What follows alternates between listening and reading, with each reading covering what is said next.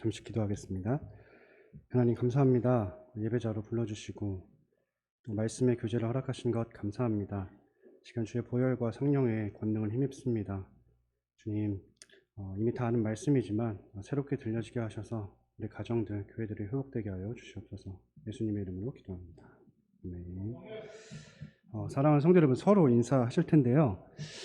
당신에게서 천국이 보입니다 라고 인사하실까요? 네, 감사합니다. 감나무를 이제 보시면 감을 좋아하시는 분들은 감을 이제 드셔 보셨을 것입니다. 감을 먹고 나서 이제 씨가 있으면 그 씨를 심으면 감나무가 아니라 고용나무가 열린다고 합니다. 복숭아도 마찬가지로 다 먹고 나서 그 씨를 심으면 복숭아 나무가 열리는 게 아니라 개복숭아가 열린다고 하죠. 배도 마찬가지로 씨를 다시 심으면 똑같은 배나무가 열리는 게 아니라 돌배가 열린다고 합니다. 이것을 전문적인 용어로는 열성계대 현상이다라고 말합니다. 처음 것보다 품질이 자꾸 떨어지는 것을 의미하는 것이죠. 우리가 성경을 보시더라도 믿음의 선진들의 얘기를 좀 해봐도 다윗은 하나님의 평가에 의해서 그 마음에 합한 자다, 내 마음에 합한 자다 이 음성을 들었습니다. 그의 아들 솔로몬은 처음엔 잘했죠. 그러나 변심했고 솔로몬에게서 요한계시록에 666이 등장했습니다. 그리고 솔로몬에 의해서 분열왕국 시대가 열렸고 또 그 이후에 북이스라엘은 우상숭배를 밥 먹듯이 하게 됩니다. 아담에게서 가인이 나왔습니다. 노아에게서 함이 나왔습니다. 사무엘에게서 요엘과 아비야가 나왔죠. 그리고 엘리에게서 그의 아들들이 나왔습니다.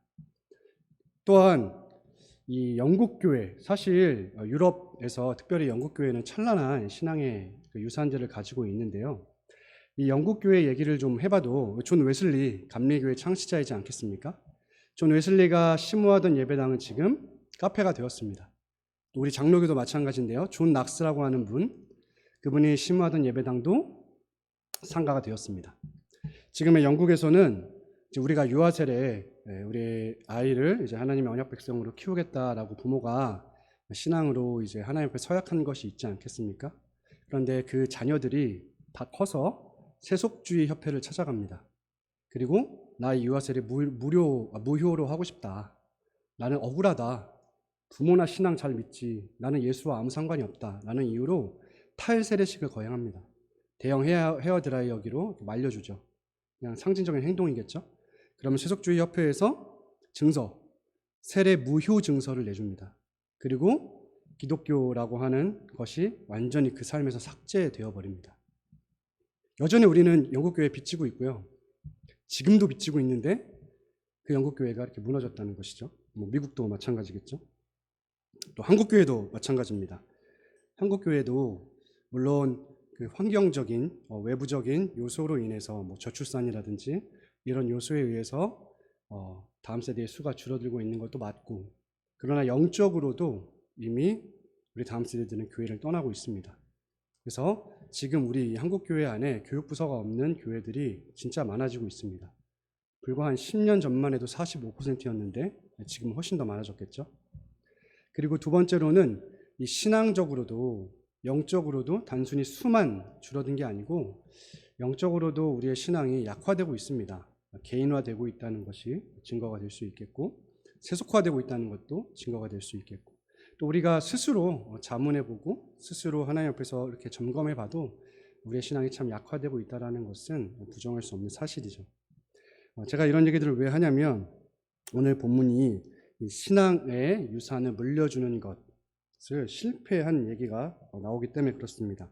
오늘 본문을 기준으로 7절에 보시면 백성이 할 때 백성을 2세대로 기준 삼겠습니다. 이게 2세대라면 1세대는 여호수아를 비롯하여서 여호수아가 사는 날 동안과 여호수아 뒤에 생존한 장로들, 이들이 1세대입니다. 근데 이들을 설명하기를 곧 여호와께서 이스라엘을 위하여 행하신 모든 큰 일을 본 자들이 사는 날 동안에 여호와를 섬겼더라. 생존한 모든 순간에 하나님을 섬겼다. 그리고 하나님이 어떤 분이신지, 또 이스라엘 위하여 행하신 일이 무엇인지 이거를 직접적으로 경험했다는 것이 됩니다. 또 10절에 보시면 그 세대의 사람도, 이것도 2세대입니다. 7절에 백성이와 같은 단어고요. 3세대가 등장하는데 다 그 조상들에게로 돌아갔고 그 후에 일어난 다른 세대는 다음 세대라고 표현하지 않습니다. 다른 세대라고 표현합니다. 이들은 여호와를 알지 못하며 여호와께서 이스라엘을 위하여 행하신 일도 알지 못하였더라. 불과 3대 만에 하나님도 모르고 하나님의 행하신 일들도 모르는, 하나님 다 모른다는 거죠 사실. 그런데 교회에는 출석하고 있는, 이게 3세대입니다. 이 얘기를 오늘 함께 좀 나눠보고 싶은 것이죠. 사실 사사기가 1장부터 16장까지가 본문이고 17장부터 마지막 장까지가 권말 부록입니다. 본문에 대한 부록인데요. 어떤 분들은 2가지 이야기다, 혹은 어떤 분들은 3가지 이야기다라고 표현하지만 어쨌든지 2가지든 3가지든 권말 부록에 말도 안 되는 이야기가 등장을 하게 되는데요. 오늘 제가 나눌 얘기는 미가와 단지파 얘기인데 사사기 17장, 18장 말씀입니다. 이 단지파가 아직까지 정복 정착을 하지 못했어요. 기업을 얻지 못했습니다. 그래서 이제 정복을 얻기 위해서, 기업을 얻기 위해서 라이스라고 하는 땅을 정복해가는 이야기인데, 그 가운데 이제 17장에 먼저 미가 집에 대한 얘기가 좀 배경으로 나오고요. 근데 미가 집에 보니 제사장이 있고, 개인 제사장입니다. 그리고 에봇, 드라빔, 신상 이런 것들이 다 있었죠. 그래서 단지파가 그것을 강한 힘으로 그냥 빼앗아 버립니다. 도둑질하는 거죠. 탈취하는 거죠. 그렇게 하고 그 제사장도 결국에는 이제 생존을 위해서, 자기의 물질과 안녕을 위해서 제사장으로서의 사명을 감당한 거죠. 또 그냥 한 집의 제사장이 될래, 한 가문의 제사장이 될래, 한 지파의 제사장이 될래 하니까 좋다고 따라 나서는 거죠. 그래서 라이스를 정복하고 나서 거기서 이제 계속해서 우상 숭배를 합니다. 그 얘기가 사사기 18장 30절에 좀 나와 있는데요. 단 자손이 자기들을 위하여 그 세신 신상을 세웠고 모세의 손자요 게르솜의 아들인 요나단과 그의 자손은 단 지파의 제사장이 되어 그 땅 백성이 사로잡히는 날까지 이르렀더라. 이것은 아수르의 포로로 끌려갈 때까지 이 짓을 했다는 것입니다.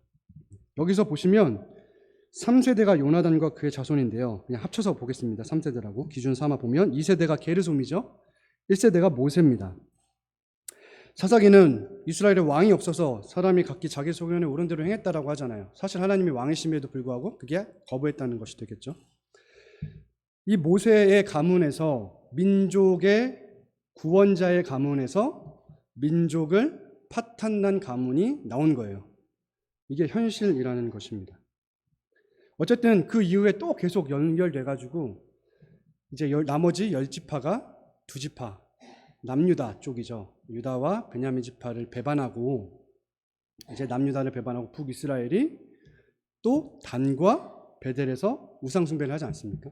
단에서는 그 두 금송아지를 세워서 둔 건데, 얘네들이 이제 예루살렘에 어쨌거나 1년에 3번 올라가야 되잖아요. 근데 올라가서 왔다 갔다 하다 보면 자기 배반하고 자기 죽이고 이제 남유다로 갈 것 같으니까 두려워서 자기의 그 왕국을 견고하게 하기 위해서 단과 베델에 이제 2 금송아지를 세워놓고, 여기서는 경배하게 하고, 똑같습니다. 이스라엘 자손과 이거 너희들을 출애굽한 그 여호와 하나님이시다 하면서 경배하게 하고, 베델에서는 레위인도 아닌 보통 일반 백성을 제사장으로 삼을 뿐만 아니라 유월절 이런 절기, 하나님께서 세우신 절기가 아니라 자신들이 의미대로 절기를 정해서 분향을 하죠. 그 일 때문에 아수르에게 멸망을 당하는 것이고, 그래서 분열왕국 시대가 시작되고 이제 계속 망해가는 거죠. 이 역사가 모세의 가문에서 시작되는 것입니다. 이게 성경이 말하는 현실인 거죠. 하나님의 등불이 꺼지지 않았던 엘리 제사장의 가문이 무너지고 사무엘이 세워지고, 사무엘 때 하나님 말씀이 땅에 떨어져 본 적이 없는데도 불구하고 불과 한 세대 만에 그 아들들은 사무엘과 전혀 다른 인간들이 되었습니다. 이게 사실 우리의 모습이죠. 북한도 마찬가지입니다. 강도눅 가문이 있습니다. 1세대입니다. 여기에는 딸이 있었는데요. 강반석이라고 하는 딸이 있습니다. 반석과도 같은 믿음을 가지고 살아라. 이 사람은 그리스도인인 김영직이라는 사람하고 결혼을 합니다. 2세대입니다. 여기서 3세대가 김일성이죠. 북한은 하나님과 김일성만 바꾸면 똑같습니다. 하나님의 자리에 김일성만 넣으면 그게 북한의 주체 사상이죠. 왜냐하면 김일성이 기독교에서 배운 거를 그대로 다 접목시켰기 때문에 그렇습니다. 이게 우리의 동포이자 우리가 통일을 함께 이루어야 될 우리의 핏줄인 북한의 모습입니다. 그러면 이런 일을 우리가 어떻게 막을 수 있을까? 제가 처음에 열성계대 현상을 말씀드렸는데요. 동일한 품질을 유지하기 위해서 사실은 해야 될 일은 접붙임입니다. 접붙임. 그래서 그걸 접붙여버리면 똑같은 품질의 똑같은 열매를 맺는다고 합니다. 근데 이 부분은 하나님께서 이미 해주셨어요. 우리는 예수님께 접붙임을 받았습니다. 그래서 1세대는 하나님을 직접적으로 알고 직접적으로 경험했던 그 세대의 신앙에 제가 붙자는 거거든요. 1세대처럼 되자는 소리가 아니라, 그 사람들처럼 되자는 소리가 아니라, 2세대는 직접적으로 경험한 건 소수, 과도기적으로 1세대들에 의해서 그냥 듣고 학습한 정도. 하나님을 안 게 아니라 하나님에 대해 안 것. 이게 2세대. 그러니 제대로 전수될 리가 없죠. 3세대가 나오지 않았습니까? 그러니까 하나님을 직접 알자는 거죠, 우리가. 여호와를 힘써 알자. 근데 사실 이거는 예수님에게 접붙여서 가능한 거예요. 그러면 우리가 이제 또 다시 성경으로 돌아가 보면 신명기 6장 4절에서 9절 말씀에 우리가 쉐마 이스라엘이라고 하는 말씀인데, 유대인들이 하는 쉐마 교육, 하브루타 교육 이런 것들을 하는 거에 대해서 존중할 수는 있지만 그런 유대인 교육을 하자는 게 아니고 진짜 그 말씀대로 가정에서부터 신앙교육을 하자, 이 말씀을 좀 드리고 싶습니다. 사실 우리의 1세대들은 더 로드스 데이, 주일이라 그랬어요. 일요일이라고 하지 않았습니다. 성경의 표현에 의하면 거룩한 안식일, 안식이라고 표현했죠.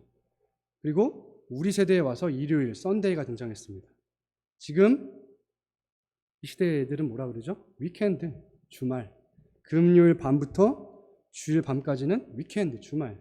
일요일도 아니고 주일도 아닌, 주님과 전혀 상관없는 날이 되어버렸습니다. 이건 한 가지 예일 뿐이고요. 정말 많은 예들이 있는데요. 그렇기 때문에 우리는 가정에서부터 시작을 해야 돼요. 이 지혜서라고도 할 수 있는, 시가서라고도 할 수 있는 잠언은 끊임없이 지혜를 아비로부터, 어미로부터 배우라고 합니다. 그리고 에베소서, 골로새서 말씀에도 계속 말하고 있는 것은 제가 이전에도 한번 설교 때 언급해 드렸지만, 아비들아, 저한테 하라고 하지도 않고요. 교사들한테 하라고 하는 것도 아니고요. 직분자한테 하라고 하는 것도 아니고 아비들아라고 말합니다. 아버지를 중심으로 한 부모님이죠. 사실 우리가 이제 미국이라든지 다른 곳에 비교하면 비교가 의미는 없지만 40년에서 50년이 지금 뒤처지고 있습니다. 한국 교회 내에서도 이 교육에 온전히 쏟는 교회에 비하면 보통 그냥 우리 교회가 아니라 보통 일반 교회들은 10년 정도 뒤처지고 있습니다. 근데 저는 이거는 비교급에서 말씀드린 거고, 비교는 전혀 중요하지 않고요. 하나님의 눈에는 그렇게 뒤처졌다고 좀 표현하고 싶지는 않습니다. 그냥 각 교회에 맞게 그 방향성이 중요하다는 걸 말씀드리고 싶어요. 속도보다. 그렇기 때문에 우리는 뒤처진 건 아닙니다. 다만 이제 시작할 때가 됐죠. 또 그래서 올해 표어도 다시 시작이지 않겠습니까?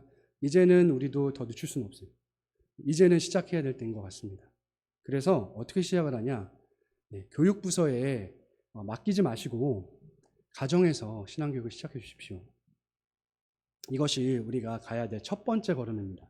이 걸음이 되면 그때 비로소 교회 교육의 얘기가 나올 수 있는 거예요. 사실 제가 역사적으로 말하지 않았지만 왜 교육부서가 주일학교가 탄생하게 됐는지, 그리고 그게 어떻게 연결되어 왔는지, 그래서 왜 지금 이 열매를 맺었는지, 사실은 변질이었습니다.